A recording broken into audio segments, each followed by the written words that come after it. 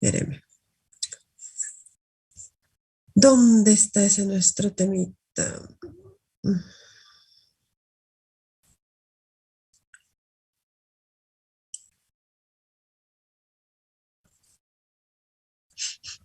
Creo que no es mi internet, creo que es mi computadora la que es un desastre. Ahí está, a ver.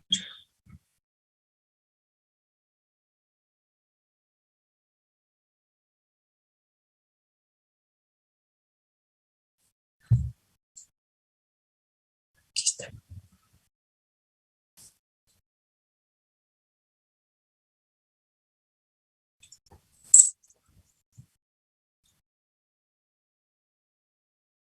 Ya.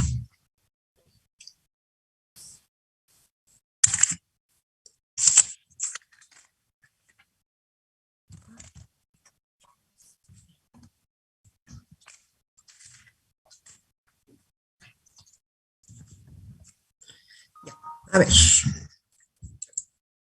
¿Dónde está? ¿Dónde está?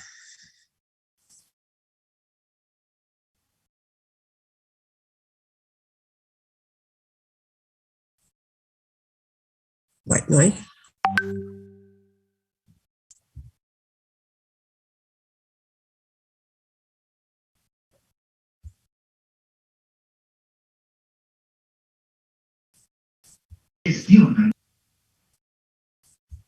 Ahí está.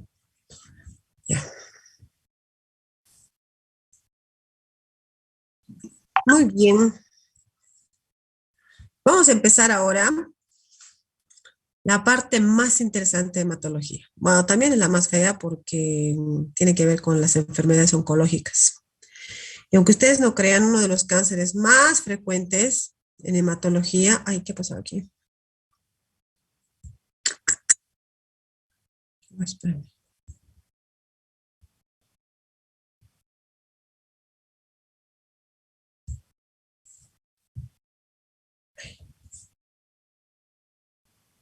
Ya, ahora sí. Uno de los cánceres más frecuentes en la edad adulta corresponde a un cáncer hematológico y es el linfoma en el adulto, ¿no? Porque en los niños, sin duda, un cáncer muy frecuente es la leucemia, ¿verdad? La leucemia linfoide aguda, la más común, que en los niños tiene un buen pronóstico dependiendo la edad. A partir de 1 año hasta los 10 años, la leucemia tiene un buen pronóstico, siempre y cuando sea una LLAB común. Se ha reportado hasta 90% de remisión completa con quimioterapia, ¿no? Lo que pasa es que hay otro tipo de leucemias que son de mal pronóstico. En el adulto, la leucemia no es tan frecuente, ¿eh?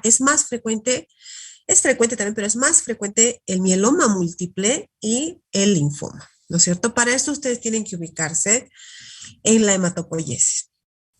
Vamos a, cuando veamos médula, la siguiente clase, vamos a ver un poquito de hematopoiesis rápidamente, pero ustedes saben que en hematopoiesis hay una célula madre, stem, ¿no es cierto? La stem cell empieza a fabricar todos los elementos de la sangre y empieza con dos líneas, una línea mieloide y una línea linfoide. Tienen que acordarse siempre que la línea linfoide solo produce linfocitos, porque los linfocitos son bien complicados de fabricar. Son una célula compleja y creo que ahí está un poco la respuesta de muchas enfermedades a posterior. ¿Mm? Entonces, la línea linfoide produce solamente linfocitos B y T. En cambio, la línea mieloide produce todas las otras células, ¿no? Glóbulos rojos, plaquetas y el resto de los glóbulos blancos, ¿no? Sobre todo los granulocitos, los neutrófilos, los eosinófilos, los basófilos. Bien. Entonces, maduran en la médula ósea y luego cada uno sigue su rumbo. Por ejemplo, la serie mieloide ya está lista para actuar. Nace glóbulo, sale de la médula glóbulo rojo maduro, neutrófilo maduro, plaqueta madura y listo, ya está lista para actuar. En cambio, el linfocito, no, el linfocito sale y es todavía un linfocito maduro, pero inocente, todavía no sabe, o naive se llama, ¿no? No sabe todavía qué tiene que hacer en la vida, ¿no? Más o menos así como ustedes, como nosotros. Sale de la universidad y no sabe todavía qué va a hacer en la vida. Entonces, de ahí, cuando salen de la médula ósea, los linfocitos T se van al timo y los linfocitos B se van al vaso, ¿no es cierto? Y la idea es madurar, madurar, madurar, adquirir habilidades inmunológicas. O sea, quiere decir aprender a reconocer lo propio de lo ajeno, no sé, que repetimos y repetimos, pero es una base del linfocito tan importante que cuando la pierde es gravísimo, ¿no? Finalmente, el linfocito B se convierte en la máxima expresión del, digamos, el linfocito B PhD, que sería el linfocito o la célula plasmática productora de inmunoglobulinas. Y ahí ya como que se gradúa y termina todo su entrenamiento, ¿no? Y el linfocito T se puede convertir en natural killer, en T citotóxico, igual termina su formación, digamos. Lo que ustedes tienen que ubicarse, porque yo sé que es difícil entender la hematología, porque son todas cosas que no vemos con nuestros ojos. Un corazón uno lo ve, incluso en un preparado lo puede mirar, un pulmón se lo imagina, son cosas grandes, ¿no? Que uno puede ver realmente con los ojos, una radiografía, etcétera. En cambio, la hematología son puras cosas que nos tenemos que imaginar, pero así como estudian el corazón con todas sus formas, tienen que imaginarse la hematología con toda la hematopoiesis. Depende dónde les da el cáncer y se va a llamar así la enfermedad. Por ejemplo, si el cáncer da en la etapa de maduración dentro de la médula ósea, esa va a ser una leucemia aguda. Puede ser mieloide aguda o puede ser linfoide aguda, pero va a ser una leucemia aguda severa. ¿Por qué? Porque va a estar en la franja donde todavía no han madurado nada, siguen siendo blastos en formación. Entonces, por eso la leucemia linfoide aguda o mieloide aguda se caracteriza por blastos de diferente linaje, ¿no? Porque hay pasitos para madurar, promielocito, mielocito. Entonces, depende de dónde le haya dado, qué línea corresponde, va a ser una leucemia, pero va a ser aguda, ¿no es cierto? Cuando ya los agarra fuera de la médula, son otras enfermedades oncológicas. Por ejemplo, si agarra a un neutrófilo o una serie mieloide del glóbulo blanco cuando ya ha madurado, esa enfermedad se llamará leucemia mieloide crónica. Cuando agarra a un glóbulo rojo, esa es la enfermedad será policitemia vera. Cuando agarra una plaqueta, será trombocitosis esencial. Son enfermedades oncológicas, bueno, unas más oncológicas que otras, pero depende de dónde le va a agarrar. Y en la línea linfoide, mientras esté en la médula, va a ser una leucemia linfoide aguda.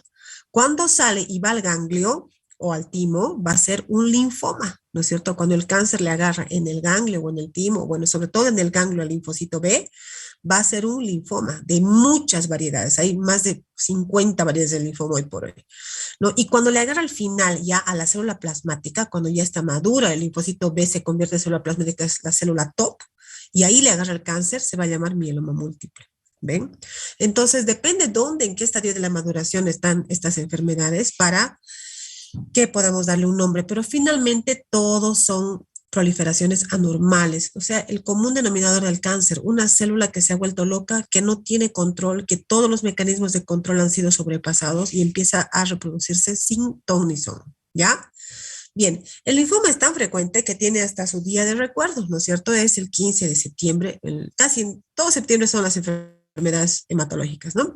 Y el 15 de septiembre es el día que le corresponde al linfoma, bueno, en honor a toda la gente que lucha día a día contra esta enfermedad, que es mucha, ¿no es cierto? Y a los sobrevivientes, ¿verdad?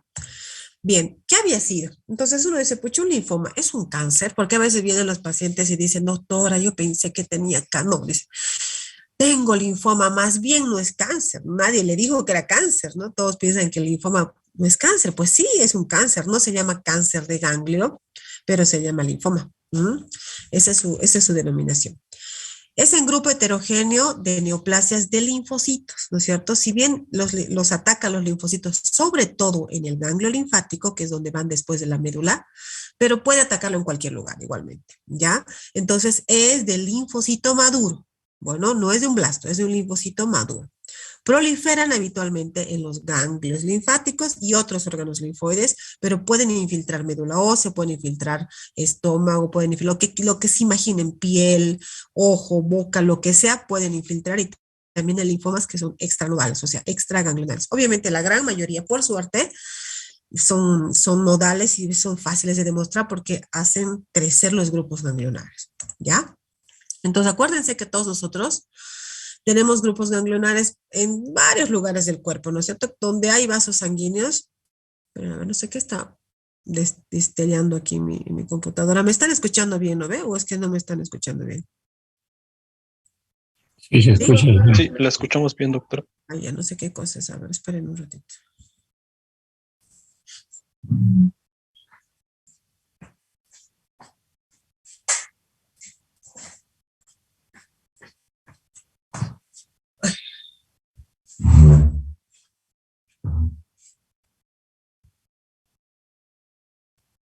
Creo que era mi foco. Ya.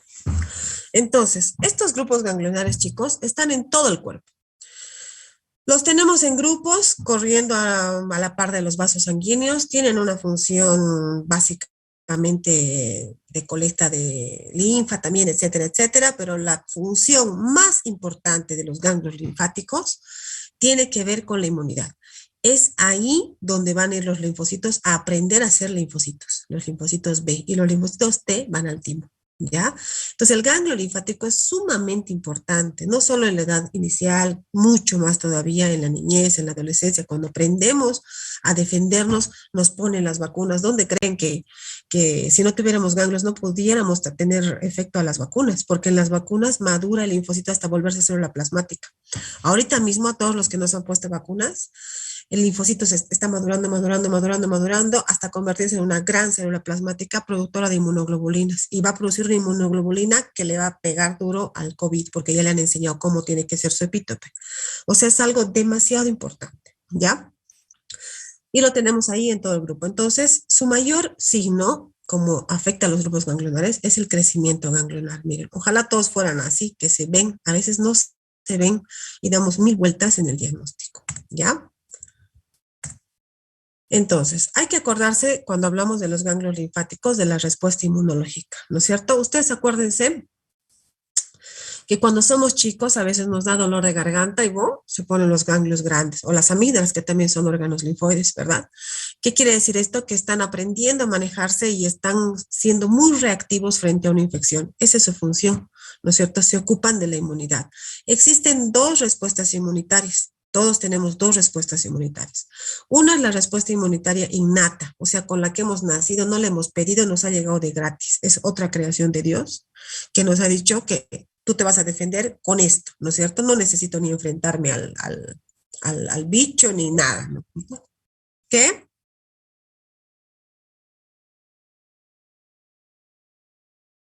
Ay, a ver, espérame. Sí, he cambiado tres. ¿Ahora? ¿Cambia? Ya. Bueno, este era el coso, ¿cómo se llama? El concepto y ahí están los ganglios linfáticos en los diferentes lugares, ¿ya? Y estábamos aquí, que dice que tenemos dos tipos de respuestas inmunológicas, ¿no es cierto? La respuesta inmunitaria primitiva, innata, que no requiere presentación del antígeno, pero no lleva ninguna memoria inmunológica, ¿no es cierto? Es la respuesta común y corriente. Aquí, ¿quiénes son los más importantes? Los neutrófilos, los macrófagos, las células mastoides, todo lo que hemos aprendido en fisio, ¿no? En histo también. Entonces, esta es la respuesta inmunológica innata. Cualquier bicho me ataca al primer día de nacido, incluso tal vez antes, y yo tengo con qué defenderme. O sea, mando a todos los soldados rasos que no saben a lo que están yendo, pero van a morir por salvarme, ¿no es cierto? Entonces, esta es la respuesta innata, pero tenemos la respuesta adaptativa. Esa sí es muy precisa, chicos, ¿no es cierto? Está provista por los linfocitos famosos. Por eso la línea linfoide es tan importante. Reconoce un único antígeno, ¿no es cierto?, a través de sus receptores de superficie. ¿Qué quiere decir? Que necesita que le presenten un antígeno y dentro del ganglio linfático realiza miles de procesos para poder crear una inmunoglobulina o una memoria para atacar después a ese agente. Cuando me vuelva a atacar, yo tener algo específico con lo que defenderme. Esta es una del libro de inmunología, creo que la mitad del libro habla de eso. Es muy complejo, y a la vez muy, muy lógico como suena su nombre, ¿no es cierto? Se me defiende muy específicamente contra un germen que ya me ha atacado alguna vez, ¿no? Es el concepto de las vacunas, de las infecciones previas, de todo eso, ¿no es cierto? Entonces, esta es la respuesta inmunológica adaptativa. Se da en el ganglio linfático, por eso es tan importante. Imagínense en un linfoma, el ganglio linfático está enfermo, el linfocito está enfermo, sin siquiera haberle hecho ni una gota de quimio, que también le va a aumentar la toxicidad y le va a arruinar la inmunidad, sin haber hecho nada, ya está enfermo inmunológicamente porque ese paciente no tiene completas sus funciones inmunológicas, sobre todo humorales, ¿no es cierto? Antígeno, anticuerpo. Bien, entonces, esto ya hemos hablado. ¿Dónde había nacido todo esto? Esto ya hablamos de hace muchos años, donde Thomas Hodgkin, que era un médico, MD, medical doctor, que es lo que ustedes van a hacer en unos añitos, había descrito ya pacientes que tenían enfermedad linfoproliferativa. Quiere decir, veo pacientes con adenopatías, ¿no? En todos los grupos ganglionares del cuello, la axila, cervicales, inguinales, todos los lugares que fueran palpables, y él ya describió a este tipo de pacientes, ¿no? Y como se acuerdan que hemos hablado que todo antes era patología porque se descubrían las enfermedades haciendo autopsias, ¿no? Finalmente, encontraban estos aumentos ganglionares o aumentos nodales, estas adenopatías, cuando uno las abría en la patología, habitualmente encontraba una célula bien típica, porque era una célula grandota con dos ojos, parecía un búho. Le describen como un búho. Y esta célula la llamaron la célula de Reed y Stenberg. Reed y Stenberg son dos patólogos. De hecho, Reed es una patóloga mujer, imagínense, en los inicios de los 900, ¿no? El siglo pasado. Descubrieron esto. Entonces definieron que la enfermedad que describía Hodgkin y que presentaba esta célula típica grandota binucleada, se iba a llamar célula de Reed-Stenberg, y el linfoma se iba a llamar linfoma de Hodgkin. Y todo lo que no presentara esta célula se iba a llamar linfoma no Hodgkin. Así nació la clasificación, o sea que no tiene ninguna implicancia ni de gravedad ni de esto, porque a veces uno piensa, bueno, ¿cuál es peor, no? Porque los pacientes siempre dicen, doctora, ¿es mejor el Hodgkin o el no Hodgkin? No, no tiene nada que ver con la gravedad.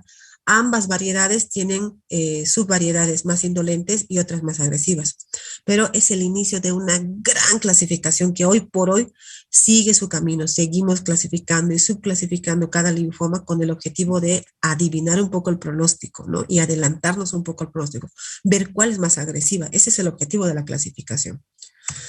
Bien, entonces aquí nacen las dos entidades reconocidas como linfoma Hodgkin o enfermedad de Hodgkin, también la conocemos así, y el linfoma no Hodgkin. Ya hemos hablado, ninguna es más grave que la otra, ambas tienen variedades diferentes. El linfoma no Hodgkin representa más de 35 tipos, no, representa más de 45 tipos de cánceres o de linfomas no Hodgkin hoy por hoy. Cada año se agrega una variedad. De hecho, hace un par de años se agregó la última variedad, que fue el linfoma anaplásico asociado a implantes de mama, ¿no? Entonces, cada vez se van asociando o reconociendo nuevas entidades y se van subclasificando. Y en el linfoma de Hodgkin, clásicamente, se hace muchos, o sea, desde el inicio ya se reconocen 5 subtipos clásicos, ¿ya? Bien, entonces, ¿cómo se va a presentar? ¿Cómo yo me voy a dar cuenta que esto es un linfoma? Entonces, estamos hablando de que es una enfermedad que afecta a los ganglios linfáticos. Gracias a Dios, los ganglios linfáticos se pueden ver, muchas veces están muy superficiales, ¿verdad?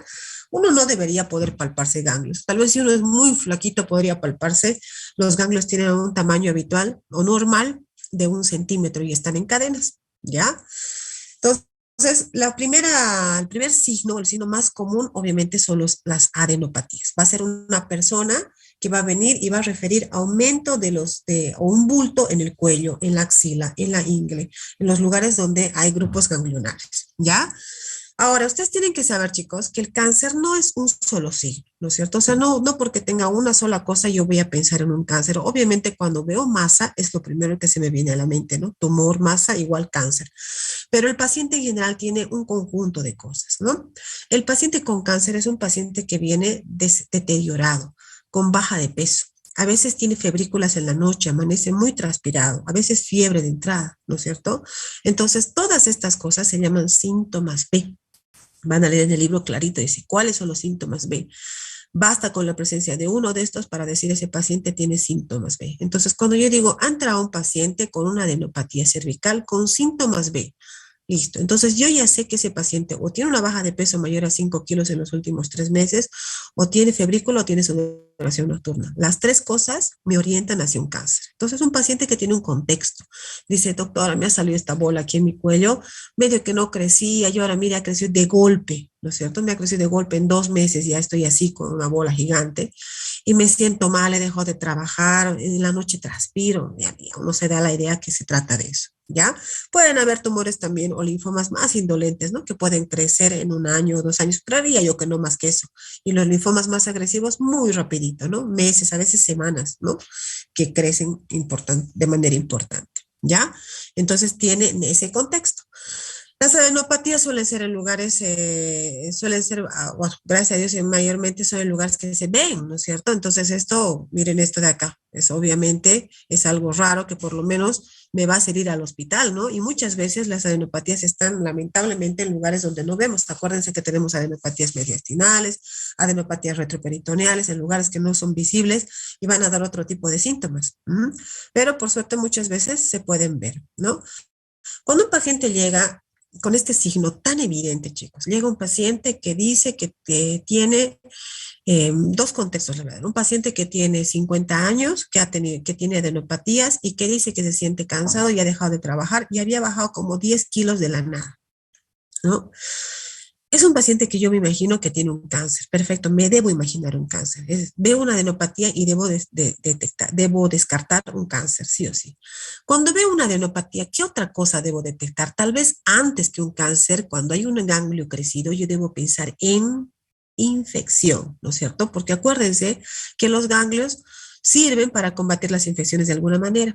Entonces, debo pensar que por ahí existe algún proceso infeccioso que el paciente no está pudiendo controlar y ha generado una hiperplasia, ¿no es cierto? O sea, un aumento de la función y de las células dentro de un ganglio.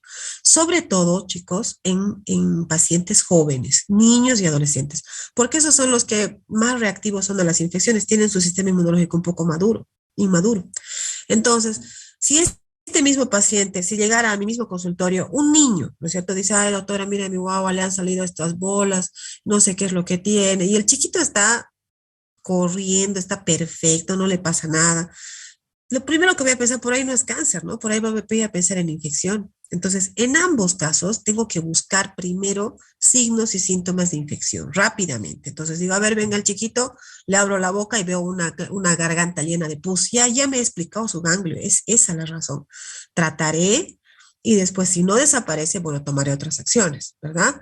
Pero en ese adulto, por ejemplo, que no tiene dolor de garganta, no ha pasado nada, aparte él me ha dicho que ha bajado mucho de peso, una infección tampoco te baja tanto de peso, ¿no? Es un adulto. Probablemente ese paciente, si no encuentro rápidamente un foco de infección, rápidamente lo llevo a una biopsia. Y al niño no lo voy a llevar a una biopsia. Primero voy a tratar la infección y después voy a ver qué pasa con ese ganglio, ¿verdad? Entonces, en un adulto es más probable que sea una enfermedad oncológica el crecimiento ganglionar que en un niño. Otra cosa que puede ser y que siempre debe estar en mi cabeza cuando veo ganglios crecidos en Bolivia es la tuberculosis, ¿no es cierto? Porque la tuberculosis es endémica en nuestro país. No estuviéramos en Rusia, no creo, pero aquí sí, ¿no? Entonces, entra un paciente con adenopatías visibles, más allá de indagar más o menos qué puede ser, tengo que tener tres cosas en mi cabeza. Infecciones, tuberculosis y cáncer linfoproliferativo, ¿no es cierto? Linfoma. Entonces voy descartando las cosas, busco infecciones, ¿no es cierto? Veo antecedentes de tuberculosis. Por suerte la tuberculosis se diagnostica de la misma manera que un cáncer, con una biopsia. Entonces igual no la voy a apelar. Lo que sí no debo hacer es, ante una evidencia muy importante de infección, hacer una biopsia. No, primero traten la infección, después vean de hacer la biopsia. Pero en la mayoría de los casos de los adultos, llegamos generalmente a una biopsia, ¿ya? Entonces se puede presentar así, con adenopatías muy visibles, en este caso cervicales, inguinales, miren cómo son los bultos, suelen ser tumores no dolorosos. Esa es otra diferencia con la infección. Cuando el chiquito viene y me dice, ay, le quiero tocar, ay, me duele. ¿Por qué? Porque está inflamado, está defendiéndose de una faringitis pultácea. En cambio, en un linfoma no suele doler, ¿no? No suele doler y se puede individualizar fácilmente, no es un masacote, ¿no? Se individualiza, se mueve. ¿No? Bien. Miren, por ejemplo, este es otro grupo ganglionar aumentado de tamaño. Esta paciente es una paciente que ya está fallecida, que ya llegó así al hospital. Todos son casos de acá, ¿no? Y seguramente si le hiciéramos una tomografía, no solo tendría este grupo ganglionar comprometido, debe tener todo el mediastino comprometido, por eso le ha comprometido la vida, ¿no? Entonces los tumores, ustedes tienen que saber que cuando crecen demasiado, se pueden ulcerar, ¿no es cierto? Terminan siendo una herida gigante, ¿no? Porque ya no pueden, ¿dónde más crecer? Bien, ahí vemos, por ejemplo, adenopatías pequeñitas, ¿no? Que la idea es tratar de sacarlas para saber su diagnóstico cuando no hemos definido, no hemos podido encontrar otra razón, ¿no? A veces, como hemos dicho, se esconden, pues está al revés, ¿ves? Se esconden. Tenemos ganglios en el mediastino, en el medio de los dos pulmones, entonces a veces crecen y crecen y puedo verla en una radiografía, por ejemplo, pero ¿cuándo lo voy a pedir una radiografía o una tomografía? Cuando sospeche. Entonces, este paciente, ¿con qué vendrá? Va a venir seguramente con baja de peso también, deterioro general, va a venir con tos, va a decir, doctor, hace 2 meses que estoy tosiendo y tosiendo, no puedo calmarme, he bajado de peso, me siento mal, tengo febrículas en la noche, amanezco recontra transpirado, no puedo respirar, le mido la saturación, desatura, le escucho los pulmones, no se escuchan bien. Bueno, pido rápidamente lo que tenga más al alcance. Si pido una radiografía, si realmente son tumores o adenopatías, voy a tener esto que se llama mediastino ensanchado. Y a partir de esto haré una tomografía y trataré de biopsiar o buscaré ganglios en otros lados para no tener que entrar acá a biopsiar, ¿verdad? Puedo tener también adenopatías en abdomen, ¿no es cierto? Entonces el paciente se quejará dependiendo dónde estén y de qué tamaño estén. A veces lo primero que tienen es náuseas y vómitos, ¿no es cierto? No pueden comer, ya de por sí enflaquecen por su actividad tumoral y de paso no comen, pueden tener diarrea, pueden tener obstrucciones, estreñimiento y definitivamente obstrucción, ¿no? Puede estar comprimiendo el uréter y puedo tener insuficiencia renal por obstrucción y así muchas cosas dependiendo de dónde están. Entonces, obviamente, cuando se presentan así más escondidos, claramente va a ser más difícil diagnosticarlos, ¿no es cierto? Bueno, hago una capita aquí, ¿no? No aquí, en todo esto. Cuando nosotros sospechamos un cáncer, hemos dicho, ¿no? Los pacientes con cáncer, ya sean ganglionares o no, vienen con un común denominador, deterioro. En general, el deterioro, anemia, baja de peso, ¿no? A veces el cáncer puede estar chillando, puede estar en la mama. Dice, ay, doctora, me ha salido una masa en la mama, no tenía yo esto, le palpo y tiene un tumor mamario. Le pido una mamografía, el mamografista me dice, esto es cáncer de mama, hasta me pone el grado, ¿no es cierto? Le pido una ecografía mamaria, lo mismo, ¿no? Sin embargo, aunque el ecografista piense eso, aunque el mamografista piense, aunque yo esté segura de que es un cáncer de mama, yo no puedo comenzar ningún tratamiento si no tengo el diagnóstico definitivo de cáncer. Y el diagnóstico definitivo del cáncer en todos los casos, chicos, se hace con biopsia. ¿Ya? Tengo que biopsiar la masa de la que estoy hablando. A veces es fácil y a veces es más inaccesible, pero debo biopsiar. ¿Por qué? Porque ese pedacito que yo voy a sacar de un ganglio, de una mama, de una próstata, de lo que sea, va a ir al patólogo. Y el patólogo va a hacer dos cosas. Primero va a mirar con sus propios ojos nada más, va a tratar de ver de qué histología viene, de dónde viene. Esa masa puede estar en mama, pero puede venir de ovario, puede venir de cerebro, puede venir de donde sea, de pulmón, ¿verdad? Entonces va a decir, esta masa, si es ganglionar, por ejemplo, está llena de linfocitos. Descarten, hay que descartar un linfo proliferativo, un linfoma.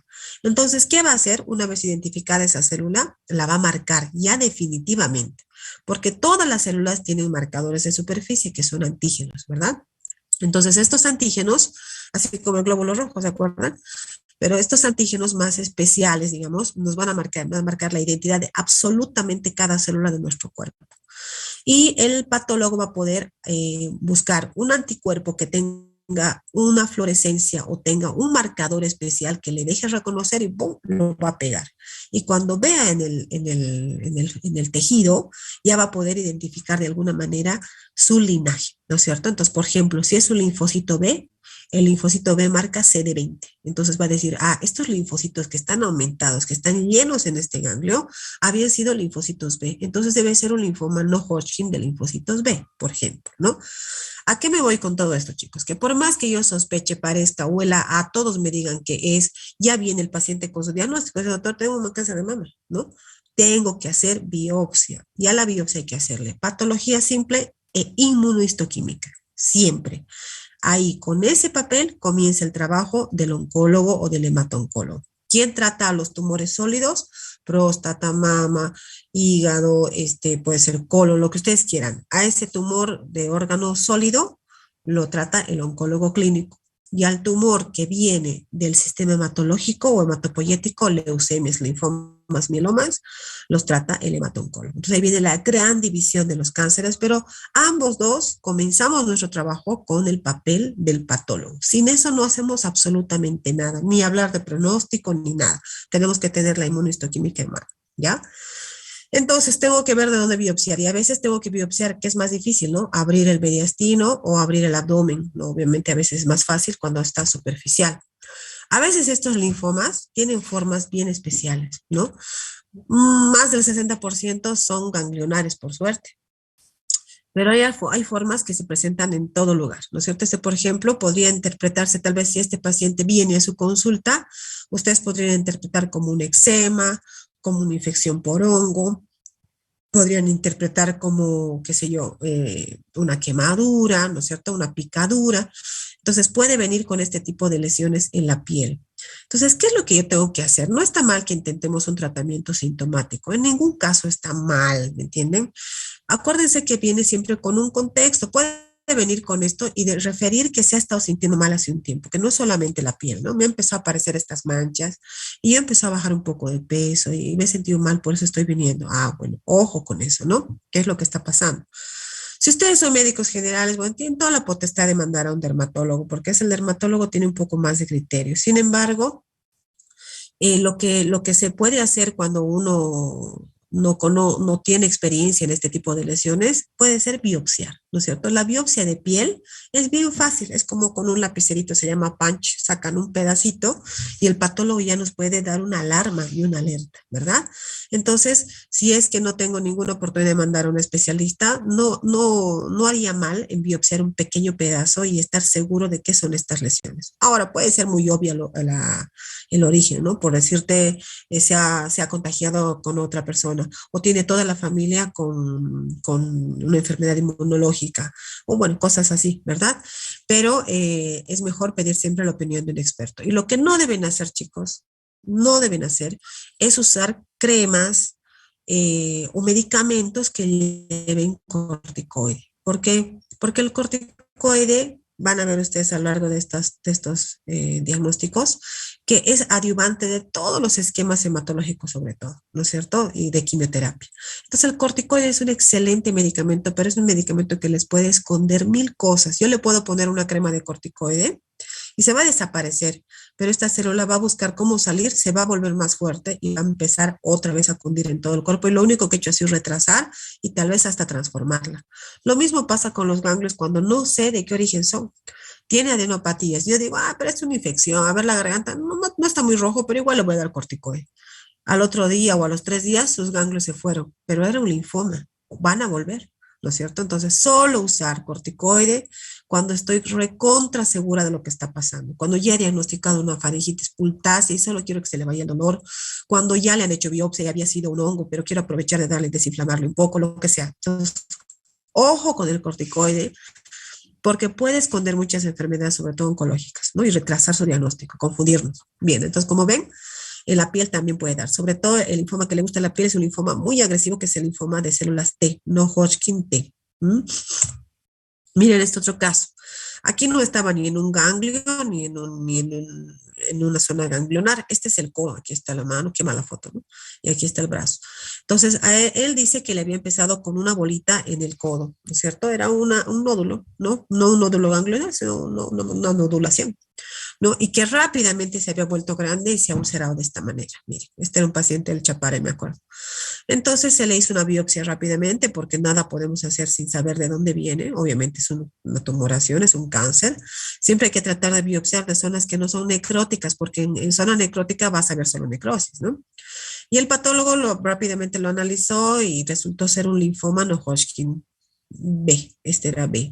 Hicimos el tratamiento y mejoró bastante, obviamente se fue toda la masa, quedó un pedazo sin piel, se le hizo un injerto, bueno, finalmente el paciente no terminó su tratamiento, se fue al Chapare de nuevo, no sé qué habrá pasado, yo pienso que esto ha recaído porque es un linfoma claramente agresivo, ¿no? En un lugar que no es típico, no es ganglionar.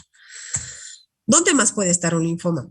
Otra forma de linfoma no Hodgkin que se llama MALT es un linfoma que le gustan las superficies mucosas, ¿no? Sobre todo el estómago y el duodeno y a veces el ojo, ¿no? Todos los lugares donde hay mucosa se puede ubicar este linfoma MALT, ¿no? Entonces seguramente este paciente, ¿cómo habrá comenzado? Habrá comenzado con pirosis, ¿no es cierto? Dolor dipurente, ¿no? Gastritis, ¿no? ¿Y qué hacemos con las gastritis los médicos generales? A veces les damos solamente tratamiento sintomático y no vemos la causa, ¿no?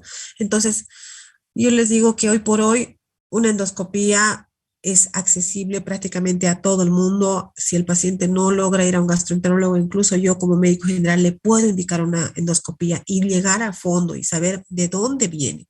Porque el paciente puede quejarse mucho tiempo de esto, simplemente tratarse con omeprazol o con Ulcogan.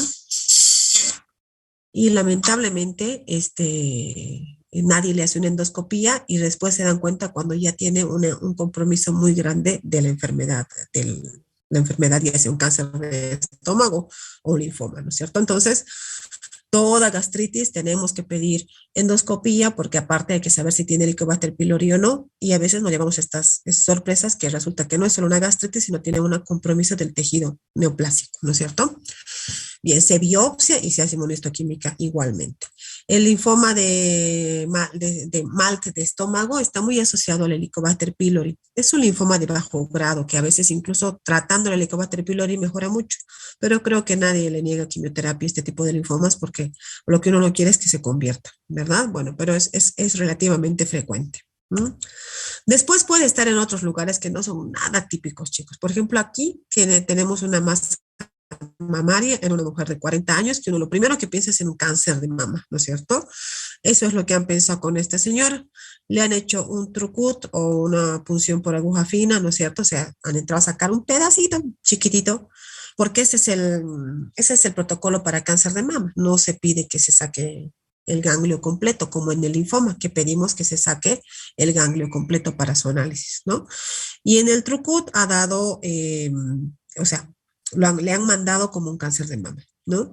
En el oncológico y en algunos hospitales más siempre pedimos revisión de su muestra, ¿no es cierto? La revisión del taco, llamamos nosotros, es un pedacito que se queda fijado en parafina, que podemos cortar las veces que queramos, bueno, depende del tamaño de la muestra. Y en la revisión del taco al patólogo del oncológico no le parecía un cáncer de mama típico, entonces pidió que se le haga una exéresis mayor, ¿no? En lo que se esperaba la exéresis, se hacía el tratamiento, los estudios prequirúrgicos, creció de esta manera terrible, donde ya se pueden ver nodulaciones, ¿no? Bien, entonces resulta que esta masa mamaria era un linfoma, atípico por demás, ¿no? De hecho, era la única masa que tenía en todo su cuerpo, por eso se llama el linfoma primario de mama, ¿no? No había ganglios, no había nada. Y bueno, se trató también y se lo mandó a su seguro. Esta señora sí está actualmente bien, ¿no? Ha hecho todo su tratamiento, pero ven cómo nos puede confundir. Por eso la patología es fundamental, chicos, fundamental. Los que se van a dedicar a oncología seguramente van a tener un patólogo con el que trabajan de la mano, porque la patología también es gigante, ¿no? Es como medicina general, o sea, un patólogo general tiene que ver vesículas, tiene que ver cáncer, tiene que ver piel, tiene que ver, no, pues no pueden ver todo eso, ¿no? O sea, es demasiado, infecto, todo. Entonces los patólogos también se han ido especializando. Hay oncopatólogos, dentro de los oncopatólogos hay hematopatólogos y dentro de los hematopatólogos hay expertos en ganglio, porque el ganglio es una estructura muy compleja. ¿No? El linfoma en realidad, ¿no? Todo lo que es linfocito, reconocerlo específicamente de dónde viene es bien complejo. Entonces, el logo también tiene que tener cierta.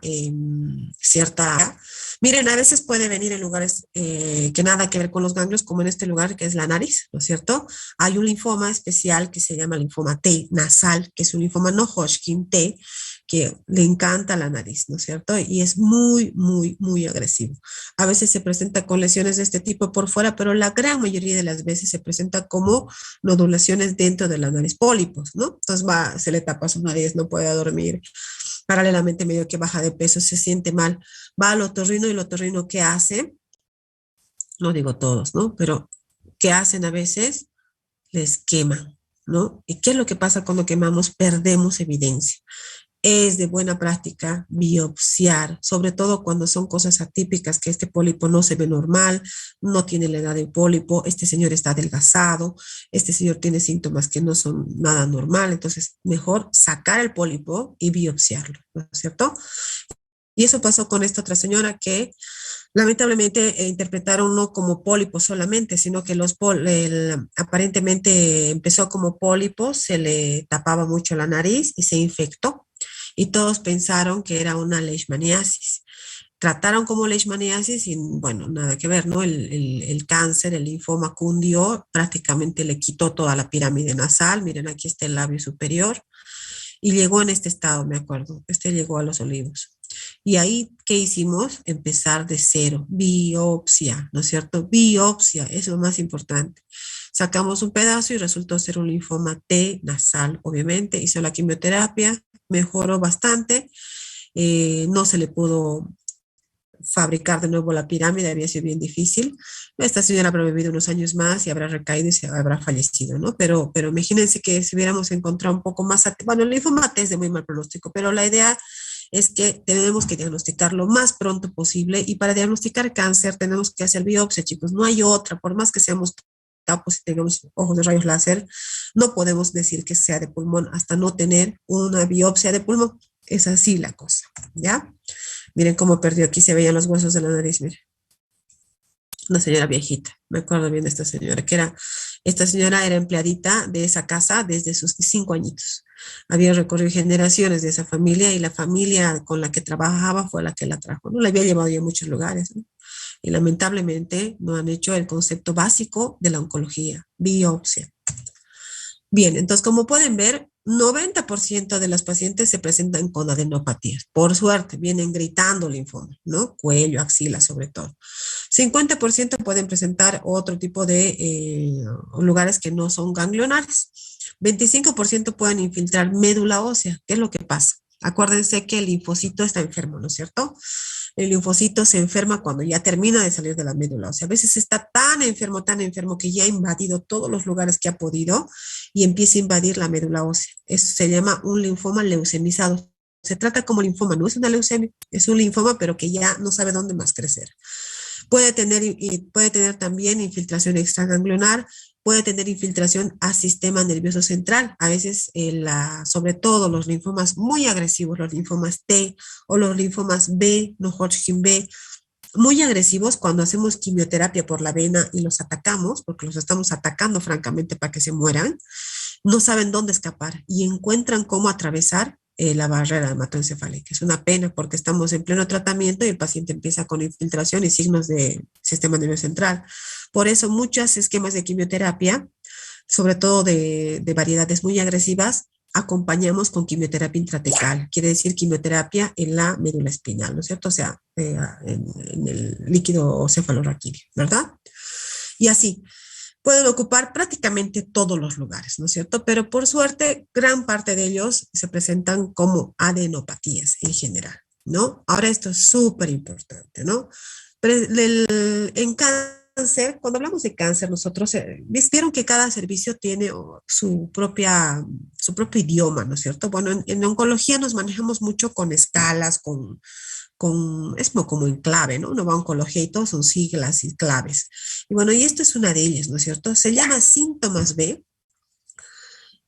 a uno de estos síntomas, ¿no es cierto? Fiebre sin explicación más de 38 grados, sudoración nocturna o pérdida de al menos de peso no justificable, al menos 10%, ay, perdón, al menos 10% en los pasados meses, ¿no es cierto? 3 meses, ¿no? No más de 6 meses. La presencia de uno de estos ya se denomina síntomas B. Obviamente pérdida de peso no justificada, ¿no? Porque se dice, ay, sí, doctor, he perdido harto peso, pero he hecho una dieta terrible. No, pues eso no cuenta, ¿no? Tiene que ser una pérdida injustificada, ¿ya? Están presentes en 60% de los linfomas no Hodgkin, especialmente en los estadios avanzados, y basta con uno para decir que son síntomas B. Entonces, nosotros vemos a un paciente y si decimos que tiene síntomas B, ya sabemos que es un síntoma comprometido con cáncer, ¿no? Que nos va a orientar a un cáncer. Bien. ¿Qué es lo que cómo tenemos que empezar la historia clínica con un paciente con linfoma? No solo con linfoma, con todos los tipos de cáncer, pero en el linfoma especialmente. En la historia clínica, ¿qué voy a preguntar? Es importante saber cuándo han comenzado los síntomas, ¿no? Porque hay linfomas de alto grado y de bajo grado. Hay linfomas que avanzan muy rápido y otros que son muy indolentes. Entonces, el saber desde cuándo tienes ese ganglecito me va a ayudar para saber más o menos a quién me estoy enfrentando, ¿no es cierto? Por ahí me dice, ay, no, doctor, estaba desde Navidad y estaba con esto. Entonces ya me doy cuenta de que es un linfoma de bajo grado, ¿no? Y otros que no pasan ni 2 o 3 semanas y el paciente ya está con una tumoración gigante. Y acá saben que los pacientes se dejan mucho y realmente vienen con tumoraciones impresionantes, ¿no? Porque los linfomas muy agresivos crecen muy rápidamente, ¿no? Al examen físico, obviamente, voy a buscar adenopatías en varios lugares, en todas las cadenas, voy a ver amígdalas, todo lo que signifique vaso, hígado, todo lo que signifique sistema linfoide, ¿no es cierto? O sea, hematopoyético linfoide. Voy a buscar signos. Igual no me voy a conformar porque tengo que pedir imágenes, pero es parte de mi examen clínico buscar las adenopatías. En el laboratorio, muchos piensan que con un laboratorio se puede diagnosticar cánceres y no es así, chicos, ¿no? Eso es una falsedad, ¿no? Muchos pacientes dicen, pero me han hecho el laboratorio, doctora, 3 veces me han hecho el laboratorio y nadie me ha dicho que tenía. ¿Por qué no se diagnostica en laboratorio, no? La gran mayoría de ningún cáncer se diagnostica en laboratorio, ojalá. Todos se diagnostican con biopsia de la masa en cuestión, ¿ya? Y con inmunistoquímica y con patología simple. Ahora, sí se pueden ver algunos signos indirectos de cáncer o de linfoma y de cáncer en un laboratorio simple. Por ejemplo, en un hemograma vamos a ver anemia, ¿no? Han visto seguramente cuando han repasado las causas de anemia ferropénica, una de las causas es consumo, ¿no es cierto? Quiere decir que el paciente está pasando por un momento que está consumiendo demasiado, lo poco de hierro que tiene por una enfermedad. Entonces, muchas veces los pacientes tienen una anemia leve, moderada, que está ahí en un hemograma, ¿no? Podría ver si el linfoma está realmente exacerbado y ya se está yendo a la médula ósea, podría haber linfocitosis, ¿no? Eso sí podría verlo. Después, más que eso, creería que nada en el hemograma, ¿no? Entonces, por el hemograma voy a diagnosticar, no voy a diagnosticar, voy a tener algún indicio de que es una enfermedad seria, eso sí puedo tener, ¿no? En la química sanguínea, acuérdense que son 3 tubos que sacamos, tubo de hemograma, tapa lila, tubo de coagulación, tapa celeste y tubo seco que se llaman químicas sanguíneas, ¿no? ¿Cuáles son las químicas? Todas las pruebas enzimáticas, proteínas, todo eso. Y en la química sanguínea, además de pedir función renal hepática, que podrían estar comprometidas dependiendo entonces del tumor, van a haber 2 determinaciones que sí me podrían orientar mucho hacia un linfoma. Una de ellas es la lactato deshidrogenasa. Esta es una enzima, ¿no es cierto? Esta enzima, ¿se acuerdan debe llevar anemia hemolítica, que también está elevada en la anemia hemolítica? Esta enzima lactato deshidrogenasa es muy sensible al recambio celular. O sea, todo lo que signifique recambio celular, se va a elevar. Por ejemplo, me infecto, hago crecer mucho mis neutrófilos por mi inmunidad primaria y mi LDH se va a elevar, ¿no es cierto? Tengo una anemia hemolítica, se están muriendo todas mis glóbulos rojos, la LDH se va a elevar. Trombocitopenia, púrpura trombocitopénica inmunológica, también por muerte celular, ¿no? Todo lo que tenga que ver con recambio y muerte celular me puede llevar a una LDH alta, por ende los cánceres también. Casi todos los cánceres tienen LDH elevado. Entonces, es muy sensible, pero es muy poco específica. Es muy avisadora de todo prácticamente, ¿no? La beta-2 microglobulina es una proteína que sí es un poquito más específica en enfermedades hematológicas y habla de lo mismo, habla de la actividad que tiene ese tumor, ¿ya? Y va a estar muy elevada en los cánceres hematológicos sobre todo, ¿no? Mieloma, linfoma. Sí, estas dos más ese contexto con adenopatías, más los síntomas B, me puede orientar ya muy fácilmente hacia un linfoma, pero no es diagnóstico, el diagnóstico es la patología.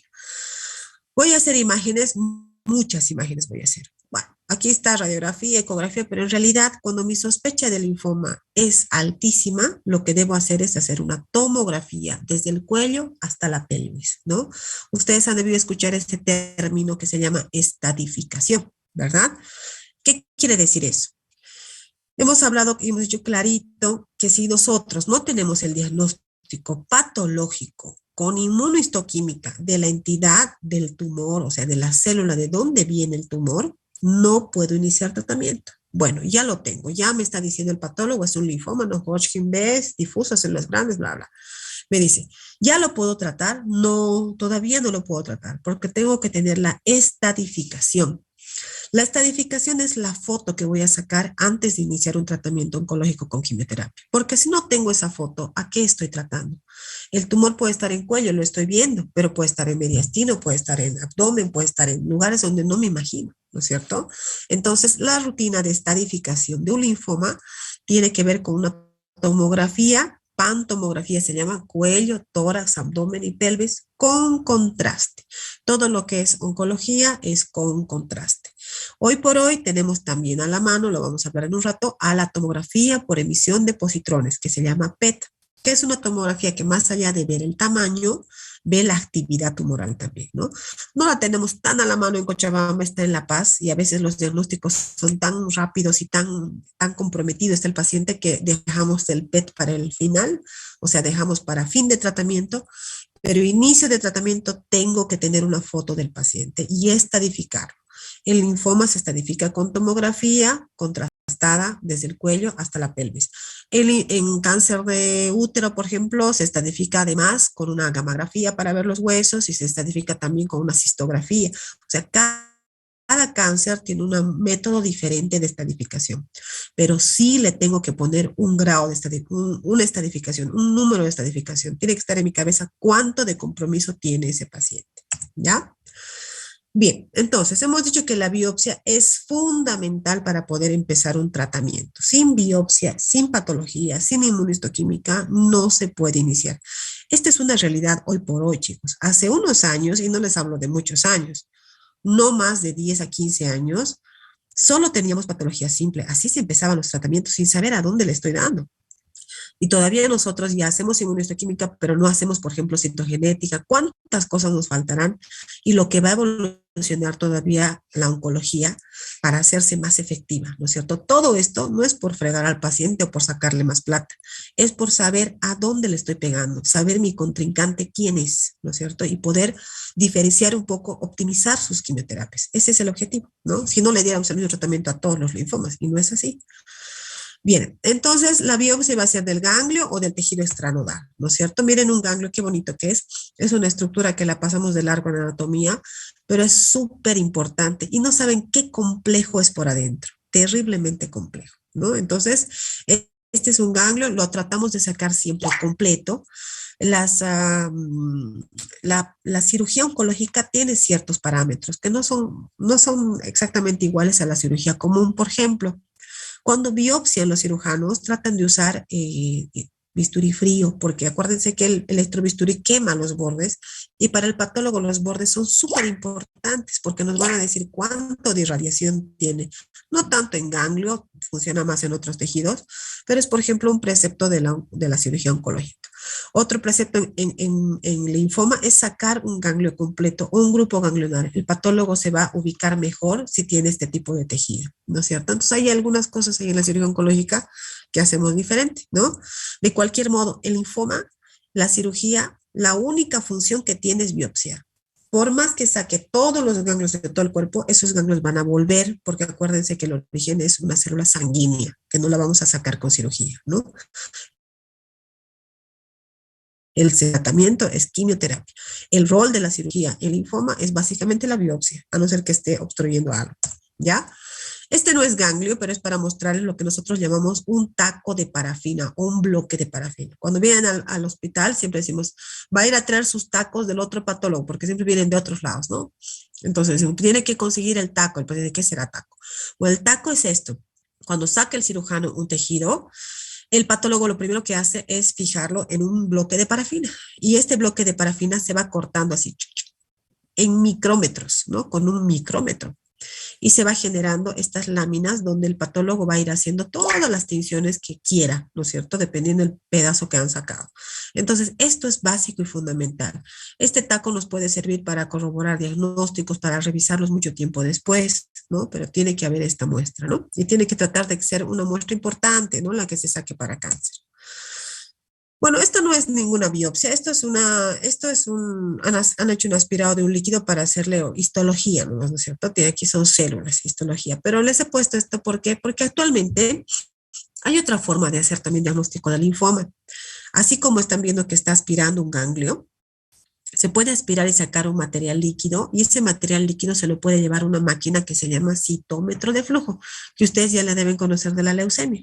En leucemia el diagnóstico se hace a través de una máquina que hace exactamente lo mismo que la inmunohistoquímica, pero en sangre. La inmunohistoquímica es en tejido y esta máquina que se llama citómetro de flujo analiza líquido, o sea, sangre medular o cualquier sangre con células, ¿no es cierto? Entonces, lo que hace esta máquina es que aspira el líquido y les proporciona un anticuerpo marcado, ¿no es cierto? Hace que se peguen, pasan en filita y se van pegando con cosas y puedo identificar en una pantalla, en un diagrama, qué células son. Es como la inmunistoquímica, pero en sangre, ¿no? Hoy por hoy, algunos linfomas afuera ya se diagnostican así porque es menos invasivo, ¿verdad? Que estar sacando todo un ganglio. Pero aún así, los ganglios, los linfomas que son rebuscados, los de alto grado, los difíciles de diagnosticar, se sigue respetando el precepto de que hay que sacar un ganglio completo, ¿ya? Entonces, los linfomas se dividen básicamente en dos. Hemos dicho esto desde los 800, ¿no es cierto? Linfoma de Hodgkin o enfermedad de Hodgkin y linfoma no Hodgkin. Ya, muy bien. Dice que el linfoma Hodgkin es solo un 20%, es menor la frecuencia.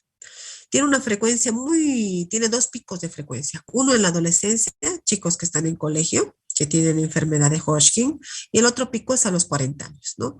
Si les agarran los picos, el pronóstico es muy bueno. Por eso estos linfomas de Hodgkin, acuérdense, el Hodgkin hay que tratarlo rápido, agresivo y bien, porque tienen hasta 85% de chances de curarse y nunca más tener linfoma. Entonces, es de buen pronóstico. Pero los que recaen, los que no responden a la quimio, los que han hecho mal la quimio porque han caído en mal lugar, esos son los que no van a ir bien con nada, ¿no es cierto? Bueno, ya vamos a ver después las opciones de tratamiento, pero son los pacientes que presentan la célula de Reed-Steinberg y que tienen una posibilidad de curación de hasta el 85%, ¿ya? Ese es el linfoma de Hodgkin. El linfoma no Hodgkin se divide en dos tipos de células. El linfoma que se origina en la célula B y el linfoma que se origina en el linfocito T, ¿no es cierto? Más frecuente, por suerte, es el linfoma que se origina en la célula B y su curación alcanza hasta el 60-70%, dependiendo qué variedades. Hay muchas variedades. Entre estos dos suman más de 50 variedades de linfomas.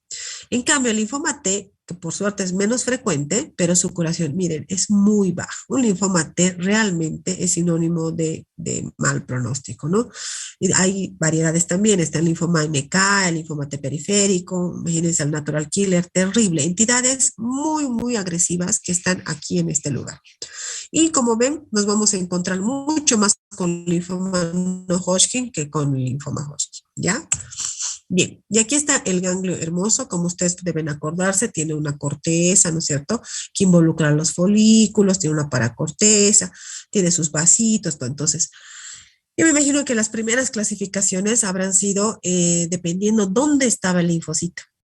Yo todavía conocí en mi formación a un patólogo que hacía un corte, lo partía como una haba al ganglio, hacía una impronta y miraba, ¿no? Porque hoy por hoy se hace pura inmunistoquímica y decía, bueno, estos linfocitos están en los folículos. Entonces ya sabía que era un linfoma folicular. Había que marcarlo igual, pero ya decía, es un linfoma folicular.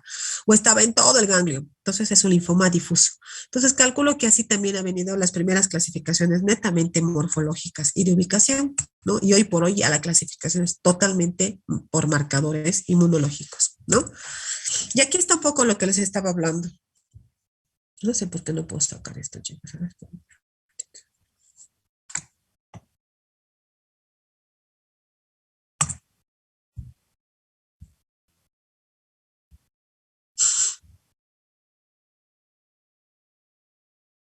Puedo sacar esa cosa ahí. Bueno, entonces, eso es lo que yo les estaba hablando hace rato. Mire, la médula ósea tiene la función de producir linfocitos B y T, ¿verdad? Mientras esté en la médula ósea, ese linfocito va a madurar y si le da una enfermedad oncológica aquí, va a ser una leucemia aguda. O sea, esa enfermedad se llamará leucemia aguda. Después este linfocito va a salir maduro, pero inocente, tontito, ¿ya? Y tiene que ir a este ganglio linfático para adquirir todas sus funciones de alta especialidad, ¿no es cierto? Entonces entra, ¿y qué es lo que pasa dentro del ganglio? Pasan muchas cosas muy importantes, pero digamos, en líneas generales lo que sucede es que existe una mutación somática, quiere decir que todo el tiempo se va cortando ADN, cortando ADN para convertir al linfocito en ese ser especializado que queremos que sea. Pero esta zona es una zona tan lábil, nosotros ahorita mismo, hoy por hoy, estamos haciendo este corte de ADN intenso dentro del linfoma y es una zona de altísimo riesgo de generación de problemas. Acuérdense que cuando no se une adecuadamente el ADN,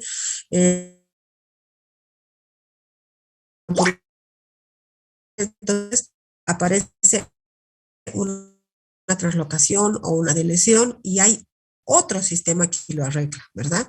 Pero cuando todo, cuando está arruinado nuestra producción, cuando se ha arruinado nuestro control, ahí es donde se suceden los cánceres. Entonces, ya sé qué sucede específicamente eso, ¿no? Por eso, la razón del cáncer, o sea, la causa del cáncer, hoy por hoy todavía se considera desconocida, porque si bien sabemos algunos ya mecanismos íntimos de la célula, no sabemos por qué sucede realmente, ¿no? Entonces, acuérdense que en el ganglio suceden todos estos eventos en diferentes zonas y dependiendo en qué lugarcito le ha agarrado el cáncer, va a ser un linfoma del manto, un linfoma folicular, un difuso, ¿no es cierto? Va a tener diferentes. Y ya cuando la célula, el linfocito vea que no ha resultado ser una célula plasma múltiple, ¿no? Entonces, todo tiene que ver sobre dónde le ataca el linfoma.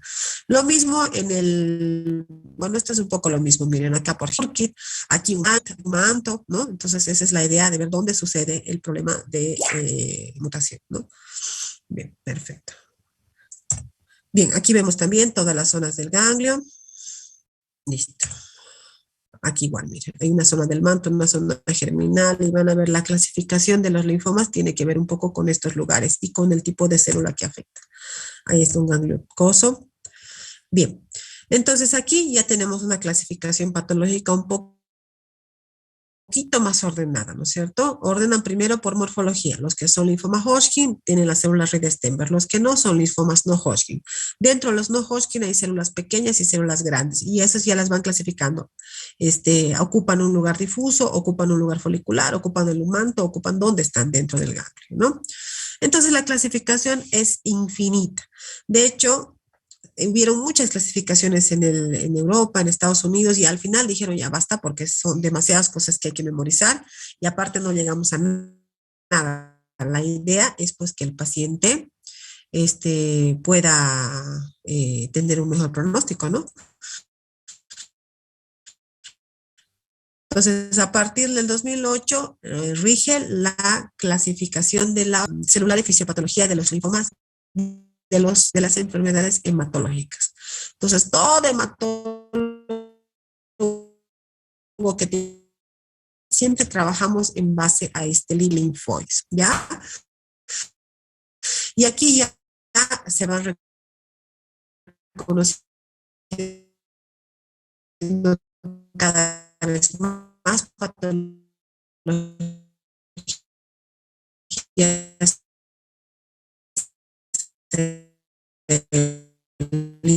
linfoides, cada vez más no Hodgkin, pero ya de una manera un poco más ordenada, todos los contextos y eso es lo que trabajamos, etcétera, etcétera. Todo va a depender de la patología. Bueno, y aquí lo vamos a dejar que alguien me está dando loco. Misma con la inmunistoquímica, la estadificación y el tratamiento, ¿ya? Bueno, chicos.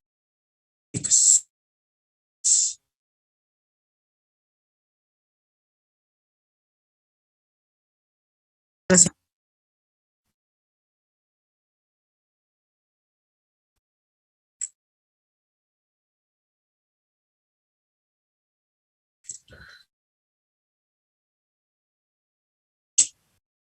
Chicos. Sí, doctora. Hola.